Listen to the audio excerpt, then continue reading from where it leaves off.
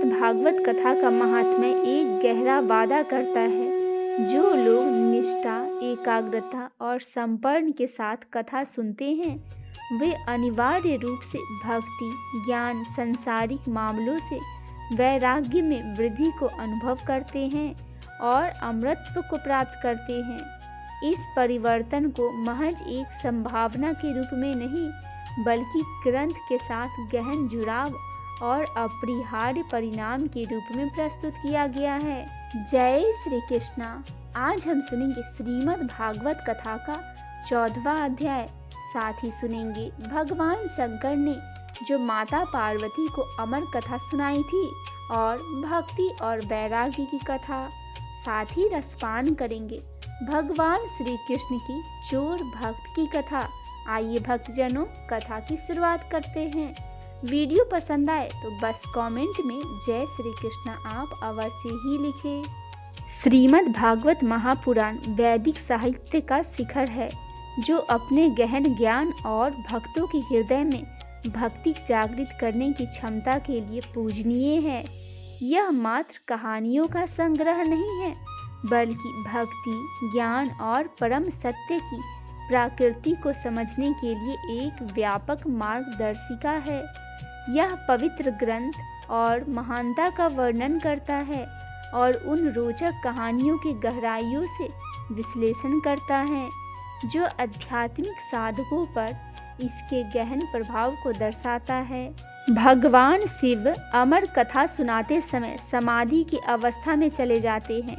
पार्वती की उपस्थिति का एहसास बनाए रखने के लिए वे समय समय पर उनसे सुनने की पुष्टि करने के लिए कहते थे। दोनों को इस बात का पता नहीं था कि पास ही एक तोते का अंडा फूट गया है और नवजात तोता भी पवित्र कथा सुनने लगा था। एक अप्रत्याशित मोड़ पर आया जब पार्वती 11वें अध्याय के विशेष रूप में चुनौतीपूर्ण वर्णन के दौरान सो गई। चौकस तोते ने पार्वती की चुप्पी का भांप लिया और वर्णन जारी रखने के लिए उनकी ओर से पुष्टि करने लगा। तोते की अनजाने में छुपकर बातें सुनने का पता चलने पर भगवान शिव ने अपने दैवीय क्रोध का प्रदर्शन करते हुए त्रिशूल से तोते का पीछा किया। तोता जान बचाकर भागकर अंततः ऋषि वेद व्यास जी के पत्नी के गर्भ की शरण ले ली। तब भगवान शिव ने तोते को वापस मांगा तो वेद व्यास जी ने बताया अमर कथा सुनने के कारण तोता अमर हो गया था और उसे मारा नहीं जा सकता। यह तोता बाद में महान ऋषि सुखदेव के रूप में जन्म लिए जो श्रीमद् भागवत कथा का मुख्य वाचक बने। इस कथा में न केवल श्रीमद् भागवत कथा वाचक की उत्पत्ति को समझाया गया है बल्कि दिव्य ज्ञान की परिवर्तनकारी शक्ति पर भी बल दिया गया है। श्रीमद् भागवत कथा का महत्व को उजागर करने वाली एक और सशक्त कथा पद्म पुराण से मिलती है। इस कथा में दिव्य ऋषि नारद और भक्ति, ज्ञान और वैराग्य के स्वरूप का वर्णन है। बद्रिकाश्रम में नारद की मुलाकात चारों कुमारों सनक, सनातन, सनत, सनंदन से हुई। कुमारों ने नारद के चेहरे पर उदासी देखी और उसका कारण पूछा। नारद ने बताया कि उनकी यह उदासी पृथ्वी पर किए गए अवलोकनों, विशेषकर धर्म के नाम पर फैले पाखंड और छल के कारण हुआ है। नारद ने वृंदावन में भक्ति देवी से हुई अपनी मुलाकात का वर्णन किया। भक्ति देवी एक युवती के रूप में प्रकट हुई जिनके साथ 2 बुजुर्ग पुरुष थे जिन्हें उन्होंने अपने पुत्र ज्ञान और वैराग्य के रूप में प्रस्तुत किया। इस विरोधाभास से चकित होकर नारद ने भक्ति देवी की कहानी सुनी। भक्ति देवी का जन्म ग्रामीण देश तमिलनाडु में हुआ था जहां कलयुग में अलवार संतों ने सर्वप्रथम भक्ति का प्रचार किया था। उन्होंने अपना बचपन कर्नाटक में बताया जो राघवेंद्र स्वामी, कनकदास और पुरंदर दास जैसे प्रसिद्ध भक्त संतों का घर था। युवा अवस्था में गुजरात में चली गई जहां वे और उनके बच्चे दोनों ही वृद्ध हो गए। जो भक्ति के साथ साथ ज्ञान और वैराग्य के अभ्यास में गिरावट का संकेत था। अंततः वृंदावन में भक्ति देवी ने अपनी युवा अवस्था में पुनः प्राप्त कर ली, लेकिन उनके बच्चे वृद्ध ही रहे, जो ज्ञान और वैराग्य पर समान जोर दिए बिना भक्ति पर अधिक ध्यान केंद्रित करने का संकेत था। भक्ति देवी की दुर्दशा से द्रवित होकर नारद ने एक समाधान खोजा। दिव्य वाणी ने उन्हें पुण्य कर्म करने की सलाह दी। नारद ने वेदों का पाठ करने का प्रयास किया, जिससे ज्ञान और वैराग्य को अस्थायी रूप से शक्ति मिली, लेकिन कोई अस्थायी समाधान नहीं मिला। तब चारों कुमारों ने सही उपाय बताया। जो श्रीमद् भागवत कथा का पाठ करना था, उन्होंने नारद को 7 दिनों तक भागवत कथा का पाठ आयोजित करने का निर्देश दिया। उनके मार्गदर्शन का पालन करते हुए नारद ने बद्रिकाश्रम और हरिद्वार के बीच कथा का आयोजन किया। कथा के समापन पर भक्ति देवी ने पूर्ण जीवित ज्ञान और वैराग्य के साथ प्रकट हुई। जब उनसे पूछा गया कि उन्हें कहाँ बैठना चाहिए, तो नारद ने भक्ति देवी से सभी श्रोताओं के हृदय में निवास करने का अनुरोध किया। यह आयोजन दिव्य उत्सव में परिणत हुआ, जिसमें दिव्य प्राणी और स्वयं श्री कृष्ण भी उपस्थित थे। यह कहानी भक्ति, ज्ञान और वैराग्य को सामंजस्य स्थापित करने का श्रीमद् भागवत की अद्वितीय शक्ति पर जोर देती है। आइए भक्तजनों, अब हम सुनते हैं श्रीमद् भागवत कथा का 14वां अध्याय।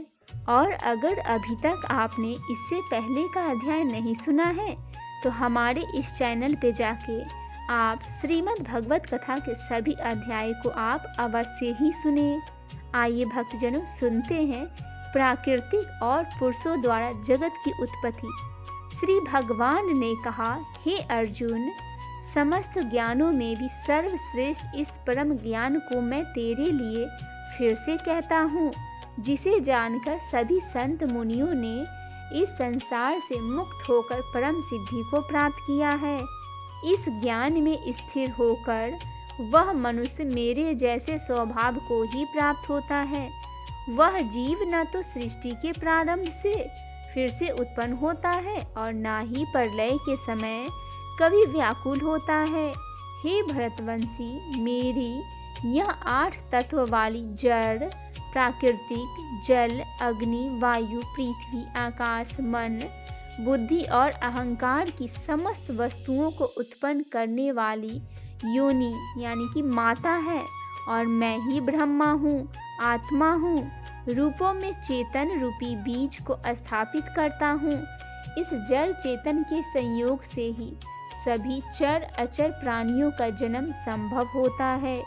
हे कुंती पुत्र, समस्त योनियों जो भी शरीर धारण करने वाले प्राणी उत्पन्न होते हैं, उन सभी को धारण करने वाली ही जड़ प्रकृति ही माता है। और मैं ही ब्रह्मा, आत्मा रूपी बीज को स्थापित करने वाला पिता हूँ। हे महाबाहु अर्जुन, सात्विक गुण, राजसिक गुण और तामसिक गुण, यह तीनों गुण भौतिक प्राकृतिक से ही उत्पन्न होते हैं और प्राकृतिक से ही उत्पन्न तीनों गुणों के कारण ही अविनाशी जीव आत्मा से बंध जाता है। हे निष्पाप अर्जुन, सतोगुण अन्य गुणों की अपेक्षा अधिक शुद्ध होने के कारण पाप कर्मों से जीव को मुक्त करके आत्मा को प्रकाशित करने वाला होता है, जिससे जीव सुख और ज्ञान के अहंकार में बंध जाता है। हे कुंती पुत्र, रजोगुण को कामनाओं और लोभ के कारण उत्पन्न हुआ समझ, जिसके कारण शरीरधारी जीव सकाम कर्म फल की आसक्ति में बंध जाता है। हे अर्जुन, सतोगुण मनुष्य को सुख में बांधता है और रजोगुण मनुष्य को सकाम कर्म में बांधता है और तमोगुण मनुष्य के ज्ञान को ढककर प्रमाद में बांधता है। हे भरतवंशी अर्जुन, रजोगुण और तमोगुण के घटने पर सतोगुण बढ़ता है, सतोगुण और रजोगुण के घटने पर तमोगुण बढ़ता है। इसी प्रकार तमोगुण और सतोगुण के घटने पर तमोगुण बढ़ता है। जिस समय इसके शरीर सभी 9 द्वारों, 2 आँखें, 2 कान, 2 नथुने, मुख, गुदा और उपस्थ में ज्ञान का प्रकाश उत्पन्न होता है, इस समय सतोगुण विशेष बुद्धि को प्राप्त होता है। हे भरतवंशियों में श्रेष्ठ, जब रजोगुण विशेष बुद्धि को प्राप्त होता है, तब लोह को उत्पन्न होने के कारण फल की इच्छा से कार्य को करने की प्रवृत्ति और मन की चंचलता के कारण विषय भोगों को भोगने की अनियंत्रित इच्छा बढ़ाने लगती है। हे कुरुवंशी अर्जुन, जब तमोगुण विशेष बुद्धि को प्राप्त होता है, तब अज्ञान रूपी अंधकार कर्तव्य कर्मों को न करने की प्रवृत्ति, पागलपन की अवस्था और मोह के कारण न करने योग्य कार्य करने की प्रवृत्ति बढ़ने लगती है। जब कोई मनुष्य सतोगुण की वृद्धि होने पर मृत्यु को प्राप्त होता है, तब वह उत्तम कर्म करने वाले के निर्मल स्वर्ग लोकों को प्राप्त होता है। जब कोई मनुष्य रजोगुण की बुद्धि होने पर मृत्यु को प्राप्त होता है, तब वह सकाम कर्म करने वाले मनुष्य के जन्म लेता है। उसी प्रकार तमोगुण की बुद्धि होने पर मृत्यु को प्राप्त मनुष्य पशु पक्षी आदि निम्न योनियों में जन्म लेता है। सतोगुण में किए गए कर्म का फल सुख और ज्ञान युक्त निर्मल फल कहा गया है। रजोगुण में किए गए कर्म का फल दुख कहा गया है और तमोगुण में किए गए कर्म का फल अज्ञान कहा गया है। सतोगुण से वास्तविक ज्ञान का उत्पन्न होता है। रजोगुण से निश्चित रूप से लोभ ही उत्पन्न होता है। तमोगुण से निश्चित रूप में प्रमाद मोह अज्ञान की उत्पत्ति होती है। सतोगुण में स्थित जीव स्वर्ग के उच्च लोकों को जाता है। रजोगुण में स्थित जीव मध्य में पृथ्वी लोक में ही रह जाता है और तमोगुण में स्थित जीव पशु आदि नीच योनियों में नरक में जाता है। जब कोई मनुष्य प्रकृति के 3 गुणों के अतिरिक्त अन्य किसी को करता नहीं देखता और स्वयं को दृष्टा रूप से देखता है, तब वह प्राकृतिक तीनों गुणों से परे स्थित होकर मुझ परमात्मा को जानकर मेरे दिव्य स्वभाव को ही प्राप्त होता है। जब शरीरधारी जीव प्रकृति के इन 3 तत्वों के गुणों का पार कर जाता है, तब वह जन्म, मृत्यु, बुढ़ापा और सभी प्रकार के कष्टों से मुक्त होकर इसी जीवन में परम आनंद स्वरूप अमृत का भोग करता है। अर्जुन ने पूछा, हे प्रभु, प्रकृति के तीनों गुणों को पार किया हुआ मनुष्य किन लक्षणों के द्वारा जाना जाता है और उसका आचरण कैसा होता है तथा वह मनुष्य प्रकृति के 3 गुणों को किस प्रकार से पार कर पाता है? श्री भगवान ने कहा, जो मनुष्य ईश्वरीय ज्ञान रूपी प्रकाश सतोगुण तथा कर्म करने में आसक्ति रजोगुण तथा मोह रूपी अज्ञान तमोगुण के बढ़ने पर कभी भी उनसे घृणा नहीं करता तथा समान भाव में स्थित होकर न तो उनमें परिवृत्ति ही होता है और ना ही उनसे निवृत्त होने की इच्छा ही करता है। जो उदासीन भाव में स्थित रहकर किसी भी गुण के आने न जाने से विचलित नहीं होता और गुणों को ही कार्य करता हुआ जानकर एक ही भाव में स्थिर रहता है।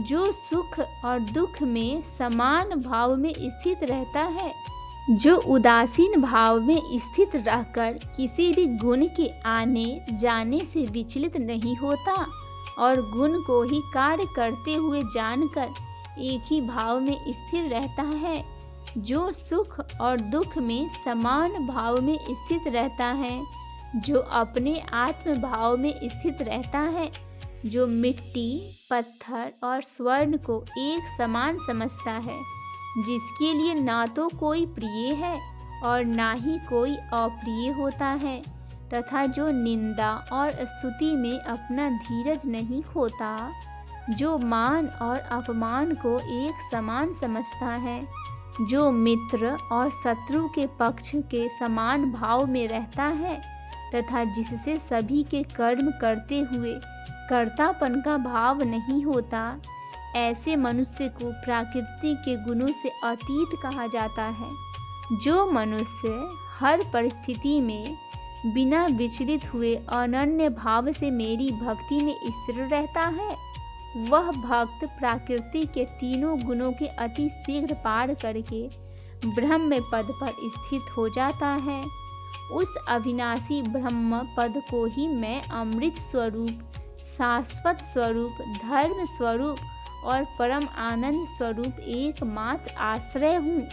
इस प्रकार उपनिषद, ब्रह्म विद्या तथा योग शास्त्र रूप में श्रीमद् भागवत गीता के श्री कृष्ण अर्जुन संवाद में प्राकृतिक गुण विभाग योग नामक 14वां अध्याय संपूर्ण हुआ। बोलिए श्री कृष्ण जी महाराज की जय हो।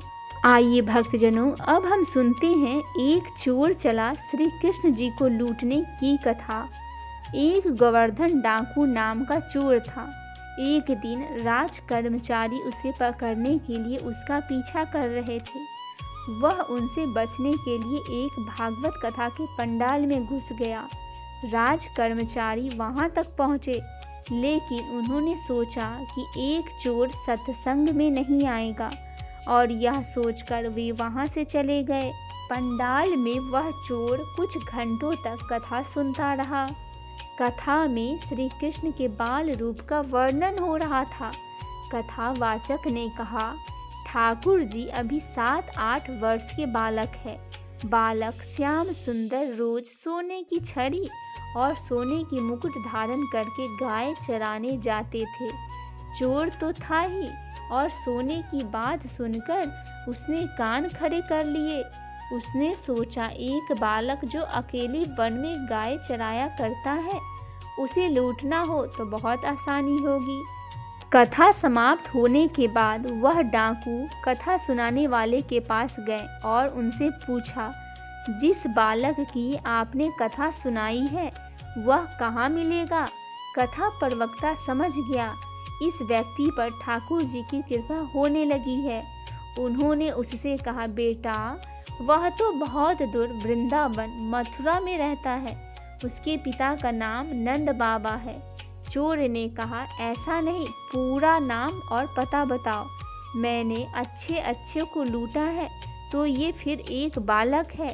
इस पर प्रवक्ता ने जवाब दिया, अरे वह चोरों का भी सरदार है, तुम इसे इतनी आसानी से नहीं लूट पाओगे। डाकू बेहद अभिमानी था और उसने प्रवक्ता की बात सुनकर कहा, मैं कसम खाता हूँ, जब तक उस बालक को लूट नहीं लेता मैं पानी नहीं पीऊँगा। प्रवक्ता ने मन ही मन सोचा कि अब इस डाकू का उद्धार निश्चित है, क्योंकि हमारे प्रभु इतने दयालु और उदार है, यदि कोई उन्हें लूटने के इरादे से भी उनके पास जाए तो वे स्वयं लुटवाने के लिए तैयार हो जाते हैं। चोर ने श्री कृष्ण का पता पूछा, उन्हें ढूंढने के लिए निकल पड़ा। प्रवक्ता ने उसे वापस बुलाया और कहा, सुनो, वह बहुत निडर है। यदि वह तुम्हारे बल से न डरे तो अपने साथ थोड़ा मक्खन और मिश्री ले जाओ, यही उसके लूटने का कारण बन सकता है। तुम्हारे भय वाह स्वरूप से और बल से तो वह लूटने वाला नहीं है। डाकू ने कुछ माखन और मिश्री ली और यह निश्चय किया कि वह श्री कृष्ण को लूट कर ही रहेगा। वह डाकू पूरे रास्ते पैदल चलता हुआ श्री कृष्ण के पते की ओर बढ़ा। डाकू अपने नियमों का बहुत पक्का था।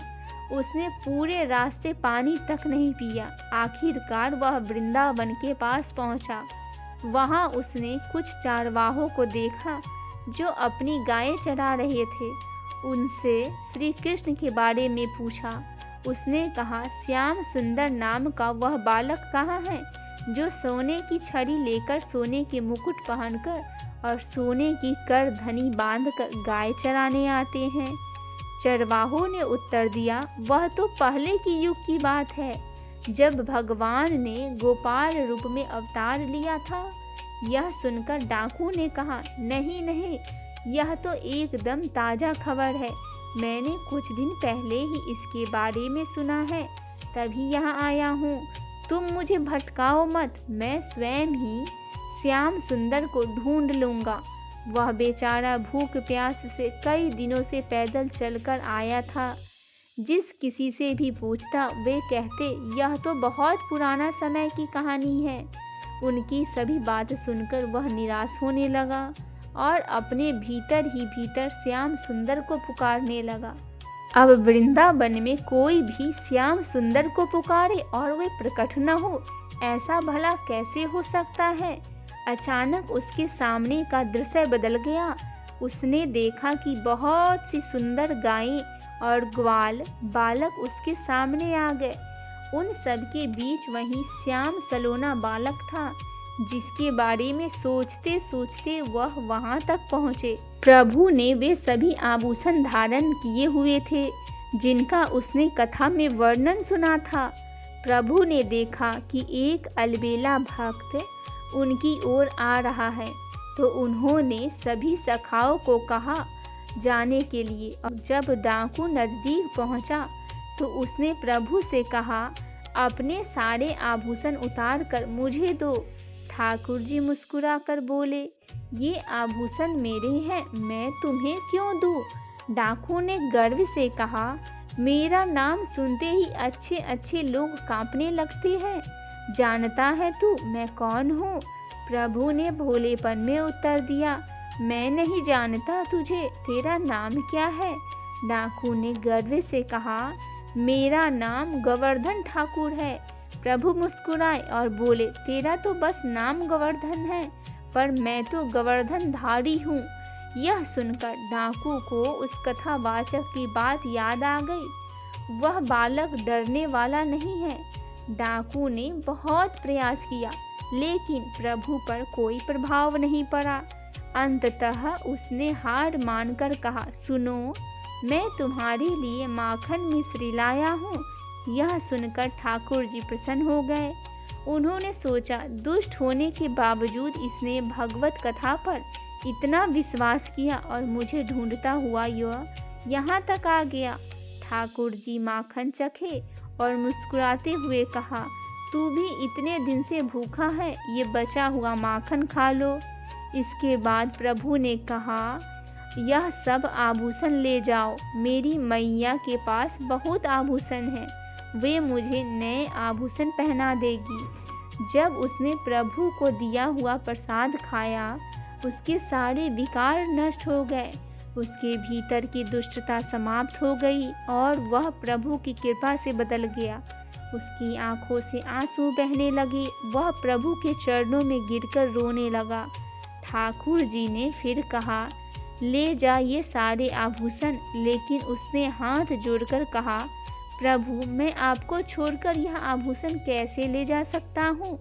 ठीक उसी क्षण उसकी मृत्यु हो गई और वह प्रभु नित्य सखा बनकर उनकी सेवा में पहुँच गया। उस चोर ने सिर्फ एक संत की बात सुनी कि एक कन्हैया नाम का बालक है जो गाय चराता है, और वह उसे ढूंढने चल पड़ा। उसने प्रण लिया, जब तक भगवान नहीं मिलेंगे वह पानी तक नहीं पिएगा। और दूसरी तरफ हम हैं, हमारा जीवन धीरे धीरे व्यतीत हो रहा है, लेकिन हम अपने समय और ऊर्जा को भोग विलास में व्यर्थ कर रहे हैं। जब हम केवल प्रभु को पाने की इच्छा रखेंगे तब भगवान हमें तुरंत ही मिल जाएंगे। हम लोग ज्ञान सुनते बहुत है, समझदार बहुत है, हमें पता है क्या नहीं करना चाहिए और क्या करना चाहिए, लेकिन भजन न होने के कारण हम उसको अपने जीवन में उतार नहीं पाते। नाम जाप शुरू करें। अभी आप बताएं। हम लोग ज्ञान सुनते बहुत है, समझदार बहुत है, हमें पता है कि क्या नहीं करना चाहिए, लेकिन भजन न होने के कारण हम उसको अपने जीवन में उतार नहीं पाते। नाम जप शुरू करो, अभी बात बन जाएगी। आज एक निश्चय करो कि मुझे इस मार्ग में चलना है, पाप नहीं करना है, किसी को दुख नहीं देना है, किसी को अहित नहीं करना है, तो आपका मंगल शुरू हो जाएगा। बोलिए भगवान श्री कृष्ण जी महाराज की जय हो। हे श्री कृष्ण जी महाराज, आप अपने सभी भक्तजनों पर इसी प्रकार कृपा दृष्टि, दया दृष्टि बनाए रखें। जय श्री कृष्ण। आशा करती हूँ मेरी ये प्रस्तुति आपको पसंद आई होगी। पसंद आए तो चैनल को सब्सक्राइब, वीडियो को लाइक और शेयर अवश्य ही करें। और अगर अभी तक आपने श्रीमद् भागवत कथा का पिछला अध्याय नहीं सुना है तो हमारे इस चैनल पे जाके श्रीमद् भागवत कथा के सभी अध्याय को आप अवश्य ही सुने और कमेंट में जय श्री राधे कृष्ण अवश्य ही लिखें।